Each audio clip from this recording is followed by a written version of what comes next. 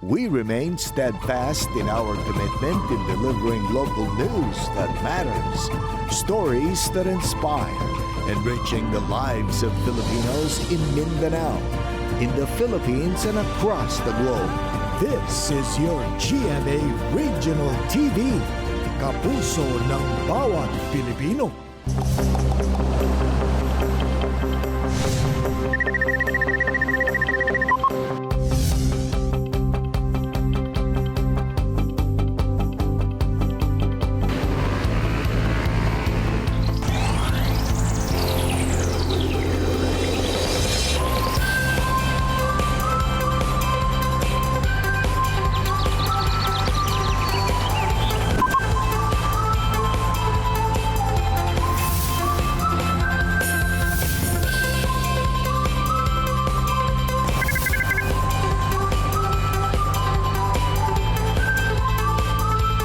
Kini ang At Home with GMA Regional TV. Good morning ug happy Thursday mga kapuso all over Mindanao. Ato sang kamustahon ang ato mga kapuso sa Hulo ug Indanan sa Sulu Province. Mga kapuso, this morning sayron ta ang best practices sa usa sa State University dinhi sa Northern Mindanao, kauban si Dr. Jesus Antonio Derihe. Samtang nakakita na ba mo og bike nga gama sa kawayan? I'm sure interesado kaayo ang mga bikers din ha. Kung paunsa nabuhat ni Marlon Luces ang bamboo bike, kana atong sayron at taod-taod. Og makauban ni Attorney Resi sa BizTalk si Kapusong Mike Tan. Apan una kana mga kapuso, nasayod ba mo kung unsa ang pinakataas nga suba sa Mindanao? Kini mao ang Rio Grande de Mindanao o mas ilado sab sa tawag nga Mindanao River. Aduna kini gitas-on nga 373 kilometer. Ang headwaters ni ini kay naggikan sa mga bukid sa Impasugong Bukidnon o Kingoog City sa Misamis Oriental. Ang Rio Grande de Mindanao sab ang ikaduha sa pinakataas nga river sa tibuok Pilipinas.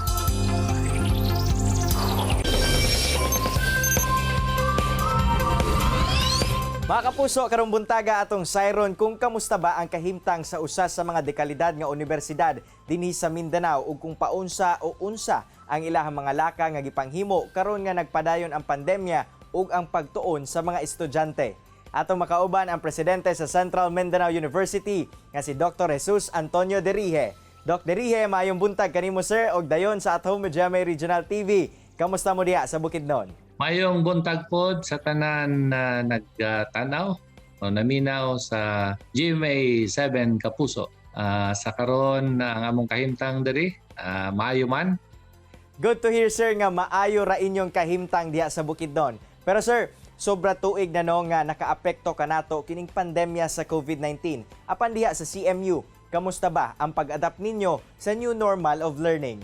Sa Central Mindanao University, among gipatuman ang mga palisiya sa online learning. As approved by our highest policy-making body, ang amo ang Board of Regents. So na may online classes and nag-provide me og venue sa tanang mga estudyante na ay mga training nga among gipanghimo sa among mga faculty before lugar sa online classes. And then na may set of policies and guidelines. Katong dili maka-access og ato ang marag signal no para sa ato ang online education. Nagapadala mi og mga module sa different municipalities aron ma-reach out namo ang tanan mga estudyante sa Central Mindanao University na walay kapasidad aron maka-access sa Wi-Fi o internet nato. Maayo sir no kay nakakita ra gayud mo og paagi nga makatuon gihapon katong mga anaa sa hilit nga lugar. Pero sir, kamusta ba ang pag-execute nato ni ini? Nagpadala mi og sulat sa mga mayores no nga naa may mga faculty nga anha sa inyohang lugar aron ipanghatag sa mga estudyante ang module nga gipanghimo. So naay good working relationship ang local government unit sa Bukidnon. And then na-assign faculty. Very active ang opisina sa Vice President for Academic Affairs, Dr. Jose Alexander Aberia. Appeal po lugar ang Director of Instruction, Dr. Raquelin Dadang. nga constantly nagapalo up dito appeal ang mga faculty nga in charge. So there is a constant you call this good working relationship between our faculty, our university, and the local government officials through the office of the mayor sa different municipalities, including city no sa Valencia nga ginatagaan na mo module. Doc, diriha sa pagsugod pa ninyo sa new way of learning, kining virtual o modular learning, unsa ba ang mga challenges nga giatubang ninyo ug paunsa ninyo kini gi-address? Number one, ang pinakalisod yun nga gi-address namo, nga problema namo sa new normal, no? Labi na sa online, is walay signal ang mga estudyante. Dili sila ka-access sa Wi-Fi. O pananglitan man maka-access sila sa signal, ang problema na po ang ilang capacity to continue having an online education kay tungod sa kapitpos sa kinabuhi. Ang mga ginikanan na wala ng trabaho, umandayon ng mga estudyante, siyempre, dili man gyud ka bisita sa atong eskwelahan. So, mao na amo ang isa ka pinakadakong challenge. But in spite of that, we issue memorandum or memoranda to make sure na kaning almost around 500 plus students among ma-reach out gihapon unya nag-allocate mig budget para matagaan og subsidy ang among mga estudyante aron maka-access sila sa ilahang internet facility by providing them a little amount, no, para lugar padayon sila nga maka-access sa kanang gitawag nga online education. Sir, gisugdan na no sa CHED ang pag-aproba sa limited face-to-face classes. Nalakip na ba ang inyong tunghaan sa maong programa? Yes, so naapil ang Central Mindanao University through the College of Nursing amo ang gipabisitahan last May 29, 2021. Nibisita atong chairman sa Commission on Higher Education diri through PADJAC, no? Ikan siya og Cagayan de Oro, niagi Bukidnon State University. Nagbisikleta siya, PADJAC, padulong og CMU. Unya na siya gi-assign nga taga regional office sa CHED, gibisita ang College of Nursing. Salamat sa Ginoo, through the leadership of Dean Richard Sullivan, pasado ang College of Nursing for a limited face-to-face this coming August of 2021. Og naami isang gipropose po dayon, isa ka kurso ang College of Veterinary Medicine. Doc, na-mention nimo nga aduna na mga naaprubahan nga kurso for limited face-to-face classes. Kamusta ba ang inyong preparasyon alang niini? Salamat sa Ginoo, Cyril. Nahuman na po namo tanan unsay requirements sa Commission on Higher Education. Uptake kayo ang College of Nursing. Unya gipasigundahan po dayon nako sa College of Veterinary Medicine because dili pwede yun. Dili limited face-to-face kaning duha ka courses because we need actual laboratory activities to enhance ang kanang technical expertise sa isa ka nurse in the future. Daghang salamat Dr. Jesus Antonio Derija sa imuhang oras, sir, nga gihatag dinhi sa At Home GMA Regional TV ug panghinaot namo nga makuhaan og inspirasyon ang atoang paghinabi karong buntaga. Amping mo kanunay diya sa Bukidnon.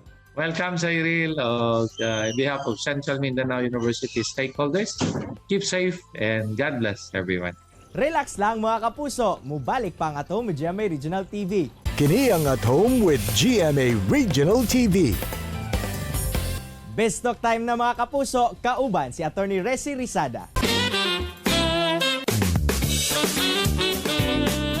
Good morning mga kapuso. Welcome to This Talk. Sa buntaga to ang makauban si Bien sa GMA Afternoon Crime Series na nagbabagang luha. Walayan pa ako di si Kapuso Actor, Mike Tan. Maing butag Mike, ug welcome dito sa At Home with GMA Regional TV. How's everything in your life right now? Maayong buntag sa'yo, Resi. Long time.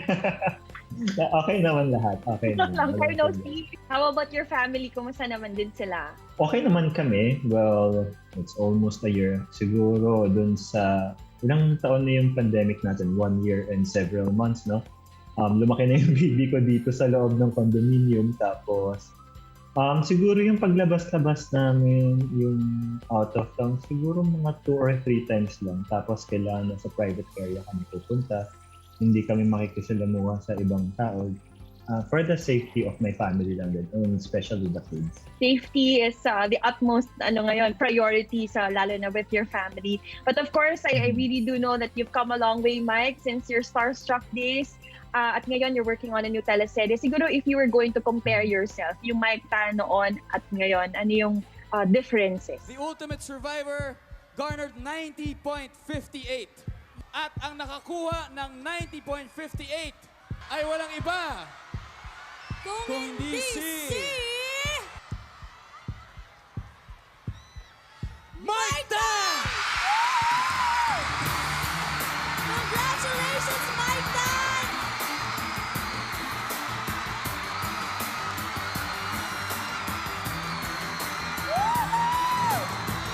Yung Mike Tan yun is very different now. I mean, I am very different now, lalo na when it comes to my craft.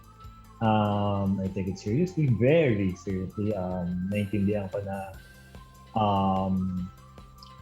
ito yung source of income ko, ito yung livelihood ko. At the same time, syempre ito rin yung bumubuhay sa pamilya ko. Unlike before na, syempre single lang ako. And hindi ko pa naman din talaga masyadong, siguro typical bata, hindi masyadong sinuseryoso yung trabaho nila. I don't know, that's me. Hindi ko naman kina-compare sa ibang tao. Pero yeah, ganun ako dati. At ngayon nga, makikita namin yung panibagong Mike Tan naman sa Nagbabagang Luha. How can you describe your character here as Bien? Lahat ng ginagawa mo para mapagaan yung loob. Pero hindi pa rin sapat. Pero sisiklab ang galit para ipagtanggol ang babaeng minamahal. Ikaw na kaya ng loko? Ikaw pa'y may ganang manggulo dito. Nagbabagang luha. Soon on GMA Afternoon Prime. Si Bien ay isang mabuti, napakabuting kaibigan ni Mike, kay Maita. At isang masunuring anak din sa tatay niya. May gusto siya kay Maita pero mas pina-prioritize yung pagkakaibigan nila. Wala siyang pakialam dun sa nararamdaman niya kahit masaktan siya. As long as na masaya yung kaibigan niya, napoprotektahan niya, hindi nasasaktan. Pero once na nasaktan yung kaibigan niya, mawawala yung pagiging mabait mo dun. That's it. But of course, you're working, as you've mentioned, you're working with Glyza, Raver, and of course, this is directed by Direk Ricky Davao, right? This is the first time that you're working with Direk Ricky, the same also with Glyza and Raver, and how have they helped you naman become better as an actor? Si Direk Ricky, nakasama ko na siya bilang aktor at bilang director. Bilang director, masarap siyang kausap bilang director kasi magtutulungan talaga kayo sa character niya. Kapag may suggestion ka, pwede mo siyang kausapin. Kung may tanong ka, pwede mo siyang tanungin para mas maintindihan mo yung role mo, maintindihan mo kung paano niya gustong makita yung character mo, kung anong dapat gawin yung character mo. Tapos si Glyza naman, si Glyza sa pag-arte, pangalawang beses na. Wala ka namang mako-comment talaga kay Glyza when it comes to work. Si Raver, first time ko siyang nakatrabaho. Si Raver ay para lang kami magkaibigan talaga kapag umaarte. Siyempre, na-build namin yung relationship namin. Kahit pa first time namin yung naging magkatrabaho. Ano yan? Sabay kami nag-workout kahit nagkaiba yung workout namin. Nagbaboxing kami. Hinahatak ako sa pagtitiktok kahit hindi ako nagtitiktok.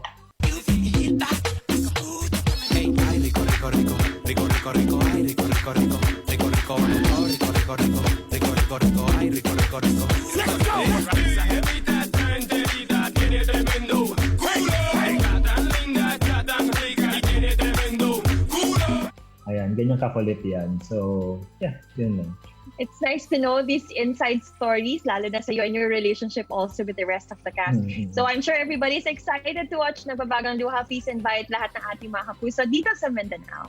Sa lahat po ng kapuso namin dyan sa Mindanao at nanonood ng At Home with GMA Regional TV, iniimbitahan ko po kayo manood ng Nagbabagang Luha po. Malapit na po sa GMA. Sana po panoorin niyo. Maraming salamat, Mike, for joining us dito sa At Home with GMA Regional TV. Thank you, Resi. And that was Kapusong Mike Tan. Tutok lang mga kapuso ka mabalik ang At Home with GMA Regional TV. Kini ang At Home with GMA Regional TV.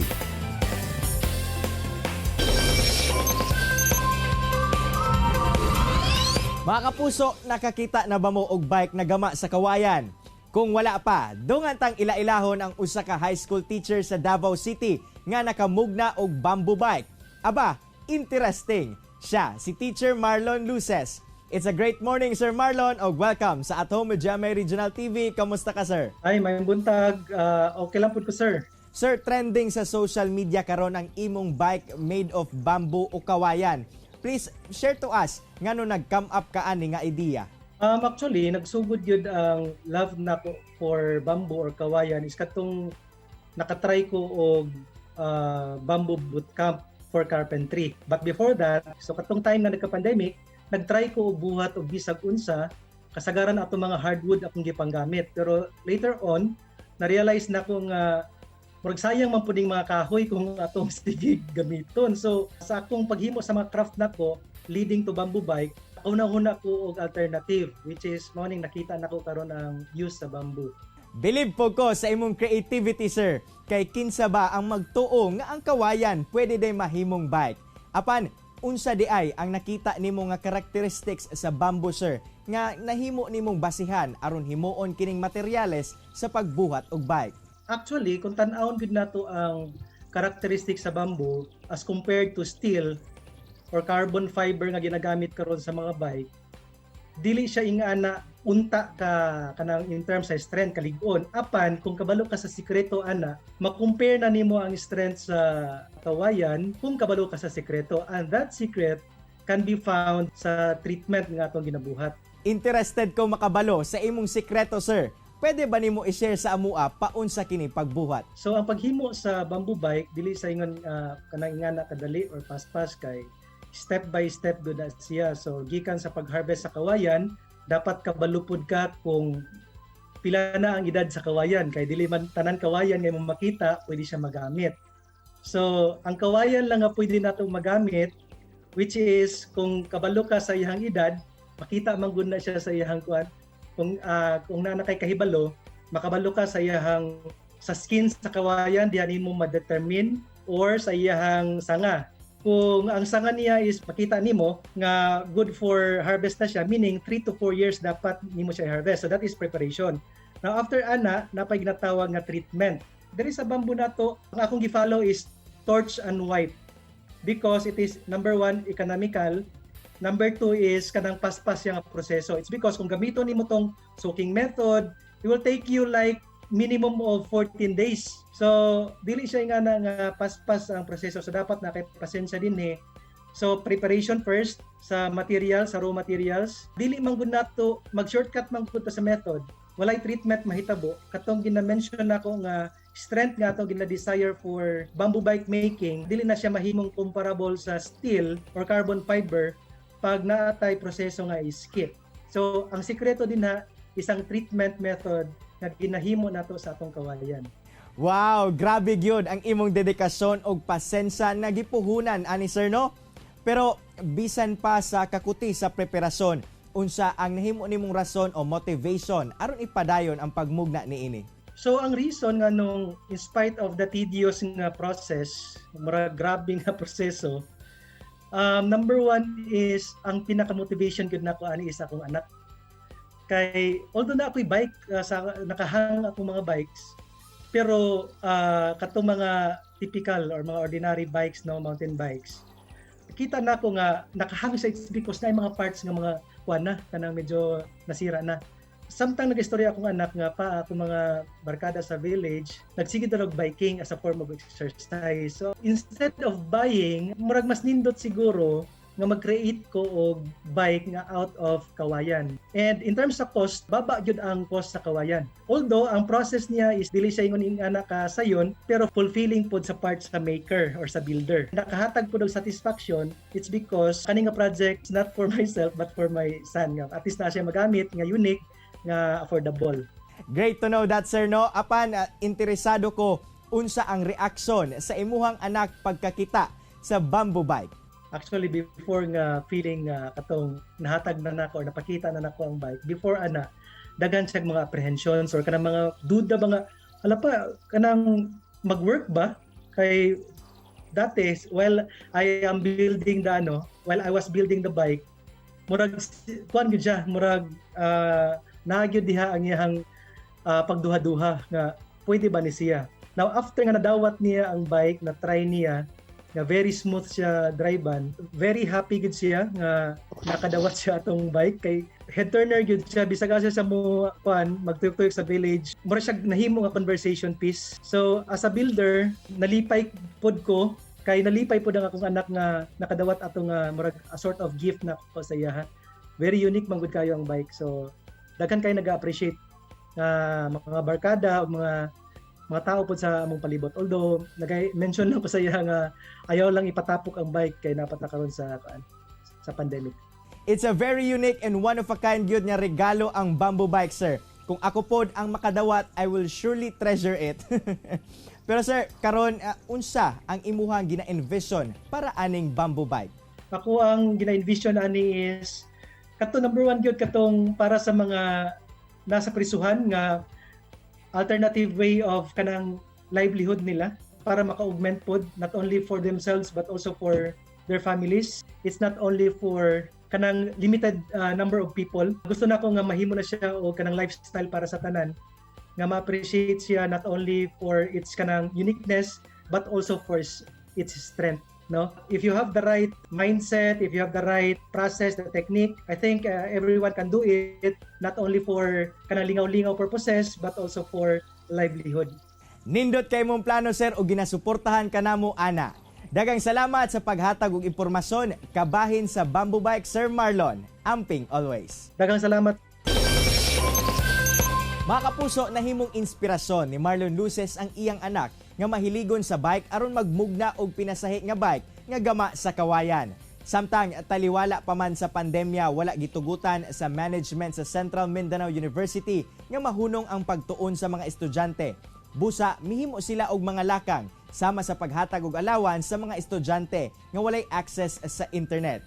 Og dapat natong atangan si Bien sa upcoming drama series nga Nagbabagang Luha nga gipagbidahan ni Kapusong Mike Tan.